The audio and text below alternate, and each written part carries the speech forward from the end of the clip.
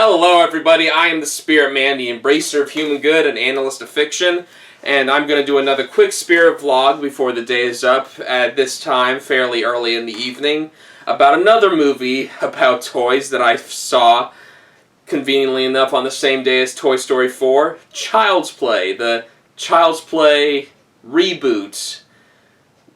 Amazingly enough, even though the original series is still going on, and I saw this bit of a podcast review by Don Mancini, like the core man of the Child's Play franchise, who explained how he and Dave Kirshner were asked to be executive producers on this project, on this movie, and they were hurt by it because they would have no creative control. It would just be their names and their money being used.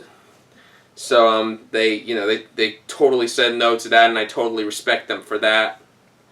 And I really was looking forward to a movie like this, and especially with Mark Hamill, of all people, voicing Chucky. I thought it was strange how they did not stick with Brad Dourif like they've had for decades now.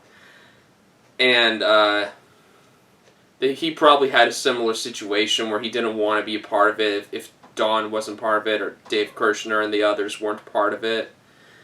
But Mark Hamill, Mark Hamill is a fantastic voice actor. He always has been for decades. Even long after he played Luke Skywalker in the good old Star Wars days. And compared with Toy Story 4, this movie is okay. It's fine. I mean, it's not even an hour and a half, It literally... The runtime, the official runtime is 90 minutes, and it literally stops at an hour 25-ish. It only has like 5 minutes of end credits. I assume because it didn't have a large enough budget, or they didn't want to risk making a movie that was too long, that didn't need to be too long. But I don't want to, very much like Toy Story 4, I don't want to babble on too long about this movie. I've always really liked the Child's Play franchise. I really like the original film. I have a bit of a guilty pleasure for the other movies between it and Seed of Chucky, and Curse of Chucky was pretty damn good. I mean, okay, maybe it wasn't the best film ever, maybe it wasn't necessarily great per se, but it's still the best movie that holds up in my opinion. Cult of Chucky was pretty good, but I didn't like how they went with the whole horror comedy angle again, like they did with Bride of Chucky and Seed of Chucky. I just felt like the whole comedy angle did not work with that movie, and I'm really, really curious as to how it's going to continue, especially since they supposedly killed off the little Alice character off screen with a shameless cameo by her actress. But whatever. Now it's come to the Child's Play remake / reboot / alternate universe parallel with the original and all that of 2019 with Mark Hamill as Chucky. So let's get started. At the very beginning, they make it flat out what the conflict of this movie is going to be. We see this like cheesy buddy commercial of these, oh god, these really freaky looking buddy dolls. Like, if you ever thought any of the Chucky dolls over the decades were too unsettling or too unrelatable, too unbelievable, I don't know, this one, seriously, what the fuck were they thinking with this design, this fucking zombie-esque, freaking predator-looking dolls. It's supposed to be a doll buddy, but not just any doll buddy. It's a doll buddy that can electronically control your entire home once it's connected to the Wi-Fi and to these machines and stuff, because technology is the best and all.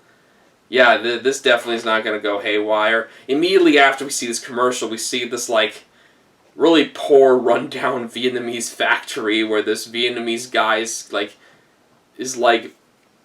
abruptly getting shitted on by his boss, and it's being reminded literally for like the 100th time. I think that's literally what they said. I tell you this all the time. I tell you this the 100th time. You're worthless. And then the Vietnamese guy gets all evil and he deactivates all the safety protocols in this one buddy doll, and then packages it. And then, like a fucking coward, he just kills himself. He just throws himself out of the building onto a car, and then, you know, everybody's briefly shocked, but nobody gave a shit about him, so they just sent off the buddy doll without ever knowing it's been reprogrammed, it's been hacked, it's been fucked with. Then we see this new version of Andy, who was the child protagonist of the original trilogy, or I should say the first two films, played by Alex Vincent, I think that was that actor's name, but anyway, this time we have a middle school Andy who is like all about prepubescent angst and, you know, swears and sex jokes, I guess, or whatever. I think he has a very young mom who looks more like she could be his freaking sister than his mom. And there's even a character, one or two characters later in the movie that points that out, like, I thought she was your sister. She looks like she could be your sister. Because she looks like she's only 25 or 27 at the oldest, and this kid's supposed to be like, what, 13 or 14? But, she works, I think, full-time at this toy store where the Buddy doll is really popular, and it's literally only been out for like a year or two. But it's already become really popular for obvious reasons. It's a great interactive doll, and it's a great security thing for the houses of the customers and all. And the mother, I don't remember her name. I assume it was the same name as the mother character in the original film. She, you know, has to put up with really crappy customers and has to and dates this douchebag that Andy hates, and she's too naive to realize just what an asshole he is, and it turns out he's a major asshole later on, but I'll get to that soon. The mother caves into some sort of internal pressure or something, like the Buddy doll is what Andy needs, so she takes one. I think she steals it, or she just checks if it's all right for her to take one for free for herself as an employee and all, and she does. And of course, there's no wonder that this particular Buddy doll she's got is the same one that was fucked with by the Vietnamese guy. And you know, as soon as she brings it to Andy, Andy's all like, "What the hell? Are you serious? You honestly think this is what I want?" Hey, you need companionship. You need somebody to talk to. Why not this doll? Maybe it's as good as it's been for all the other kids and families. Okay, and then they set up the Buddy doll, and the Buddy doll is looking around and recognizes Andy as his owner, as his master, and against Andy's wishes, the doll names himself Chucky, and Andy's all like, "What? That's not the name I wanted. I want Chucky. Chucky. No, I should name you Chucky." Fine, whatever. What the hell? And and what follows is a very awkward phase of bonding with Andy. I mean, well, Andy's very much against it at first, finds it very creepy, and who wouldn't? The doll looks like a fucking... I don't want to be too harsh with words, but it is just so fucking ugly and creepy. And I can't believe they went with the design. But right off the bat, Mark Hamill, I didn't pay too much attention to it, but thinking back on it now, Mark Hamill did do a pretty good job as this character. It becomes a sort of, how do I put it? It becomes a sort of evil E.T. kind of story, or where basically Chucky is sort of like an anti-hero. It's like he's coming to be, he's learning what the world is and what it is to bond with his master, to be his best buddy, to be his best friend, and he sings this creepy buddy song that Andy hates, and And he keeps telling Chucky to shut up, but Chucky won't listen. So it's been a few days since I've seen this, so some things are not going to come back to me like that. So one way or another, Chucky and Andy do bond in a weird way, in a very rushed way, but it's still believable for the most part, I guess I should say. Chucky, at one point, while Andy's hanging out with a couple of new friends, he meets a couple of guys who I think live in the same apartment building as him, and he quickly bonds with them.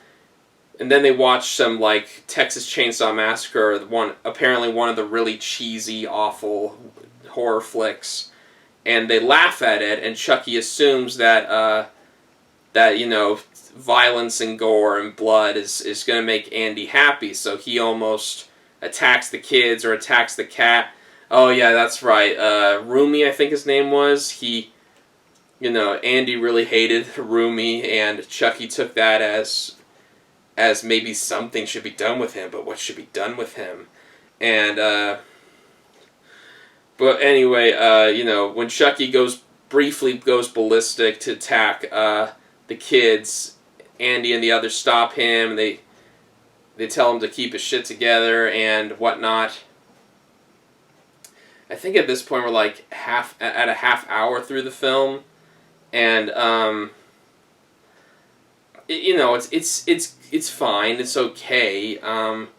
I feel like they're rushing a lot of things that don't really settle in, that don't really come together as much as the filmmakers probably intended for it to be, especially since the relationship between Andy and Chucky is pretty disjointed. You can tell they're trying to make this very unusual yet believable best friend relationship, but it doesn't really. Again, it doesn't get to settle in because not a lot happens, or at least we don't see a lot that happens.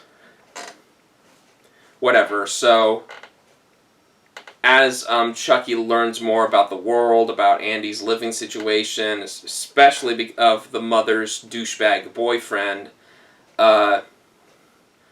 Chucky shows some subtle signs of hostility, and also becomes very interested in a butcher knife, which of course is Chucky's famous weapons from the other movies. And he deliberately scares the boyfriend a couple or so times. God, I'm trying to remember his name right now. Eventually, Chucky, about 35-40 minutes into the film, Chucky finally snaps and kills Rumi. And to remind Andy how much he hated Rumi, the cat, he plays recording, because Chucky has, a recording system of everything that goes on around him, everything that he sees, to show him, to remind him that you hated this cat. He was making things hard for us, but now he's dead and we can play again, Andy. We can play. Are we having fun yet? Are we having fun yet, Andy? That was a really good line, and really creepy and all. Let's see. Andy hides Rumi's body, tries to get rid of him, and he tries to help Chucky get past this, to become better than this, but he's not sure how to.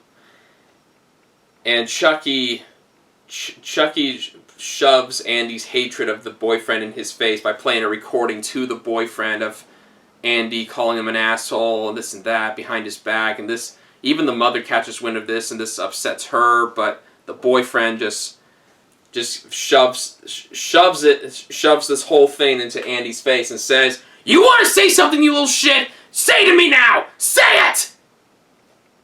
And poor Andy just stands there, all frozen faced, because he just can't do anything. And of course the boyfriend's all like, "You're fucking pathetic," and walks out. And then Andy bursts into tears and goes into a crying fit of, "I hate that asshole. I hate that asshole so much. I want him to just go away forever." And of course Chucky's there watching and recording this, and so it happens. he claims his first human victim, and rightfully so in a sense, because it turns out this asshole is married and has two little girls to look after.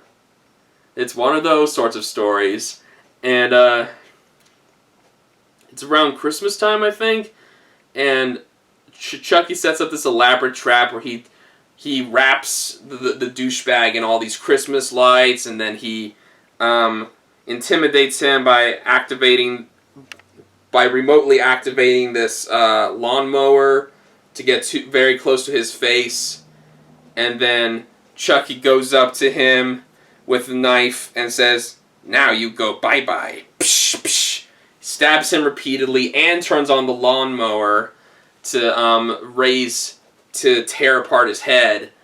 And then while the police are investigating this crime, it's about 45 minutes or so into the movie now. While the police are investigating this, including Detective Mike Norris, who's a black guy, because of course he is in this version of the story.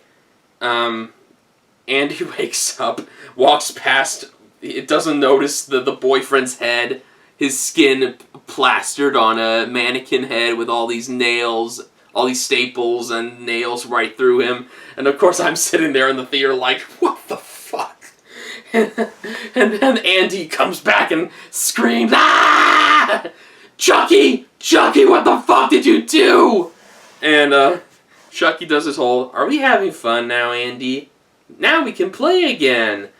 And Andy gets his new human friends, to get first to hide any evidence relating to this, and they wrap the head in Christmas wrapping, and while they're trying to get rid of it, they pretend like it's a present for Detective Mike's mother for tutoring Andy, and for some reason the mother just goes along with this. I don't know why. It seems like a very stupid thing to do, to say the least.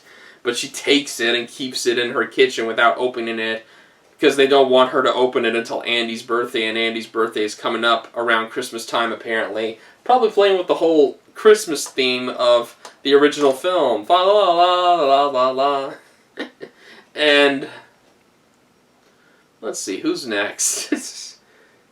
I'm trying to remember, like, there's this really weird fat guy who is always eyeing Andy's mother and other people. Chucky, after the kids hide the evidence and such, they attack Chucky. They lure him into a trap. And Andy apologizes. He apologizes to Chucky, saying, "I'm sorry, Chucky. I'm so sorry." And Chuck is confused, and I think it's implied here that Chucky comes to hate Andy now and wants to take revenge on him. I guess who can blame him? And they get rid of Chucky's body, or they think they do, but the fatso guy, finds Chucky and of course repairs him and uses him to power up his own tech stuff, because even though this guy barely did anything before earlier in this movie at this point, yeah, he is as fucking creepy as everybody says. Not just because he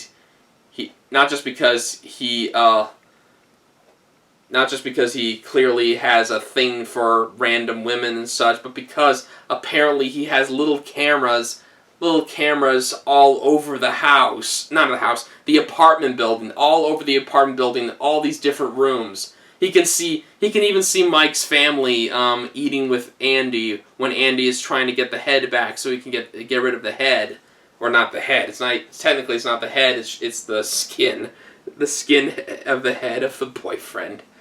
Yeah, this guy's a real fucking voyeur creep, voyeur predator, whatever. Chucky can see what he's seeing, and he sees Andy eating with Mike's family, including Mike's mother, who refers to him as her new best friend, and that really pisses Chucky off. And the internet, the Wi-Fi goes ballistic, goes funky when Andy's mother's about to get undressed and get showering, and the fatso the Fatso's really upset, like, no, no, come back, come back. This is fucking creep.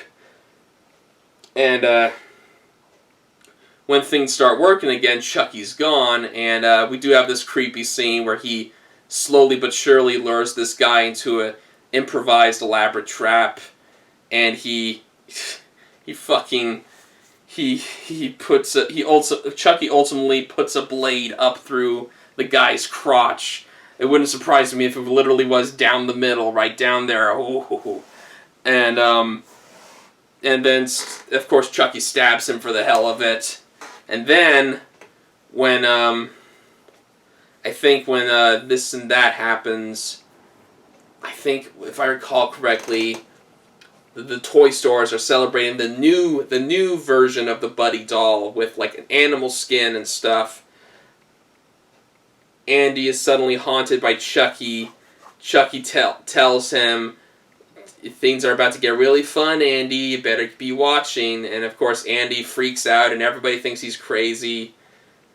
Oh yeah, this black kid comes across Chucky, has no idea what it is, who it is, and names it something else. And so Chucky just plays along with being his doll.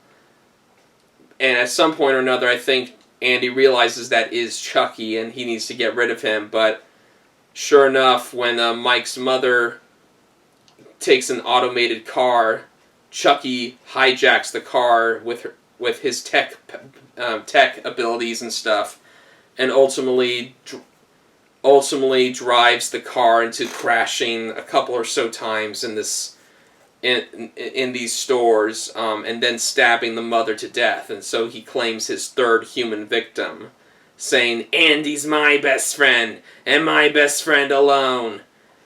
And when Mike comes across this later, he's devastated that he's lost his mother, and he finds clues that points to Andy to being the killer. So now he's going to go after him. And in regard to Andy's mother, let's just say she's really pissed off that the guy she was dating happened to be a husband and father, husband and a father to two girls. I did feel really sorry for her there when she found out just how horrible of a guy he was. So then we come to our climax where first Andy tries to hunt down Chucky at his apartment, and Chucky mocks him through the television and through the electronic hacking and stuff, saying, if I can't be your best friend, nobody can. He hints that he's going to attack the toy store. Andy heads down to the toy store. He's restrained down by Mike, but just as Andy's about to be hauled away, and his friends come to the rescue, his friends realize he was right about Chucky coming back. They were having this sort of angst thing where, like, they didn't want to be Andy's friend anymore, but whatever, they came around, and now they're buddies again. So then, Chucky hijacks the whole toy store.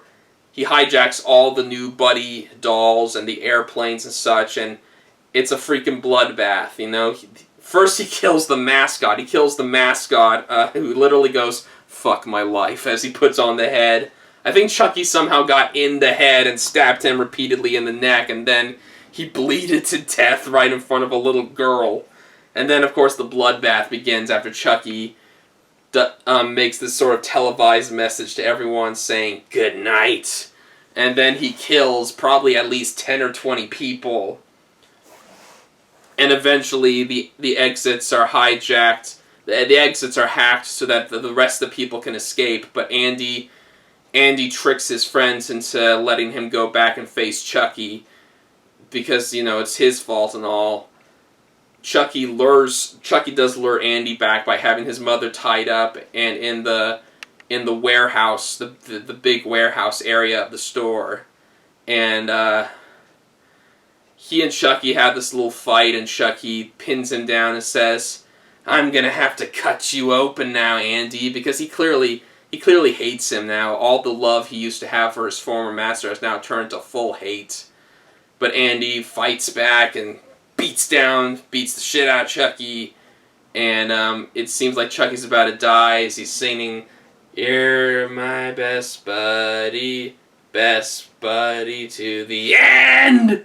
But Chucky jumps up and tries to attack Andy one last time, but the mother comes out of nowhere after she is freed, strikes Chucky down, saying, "Don't fuck with my son!"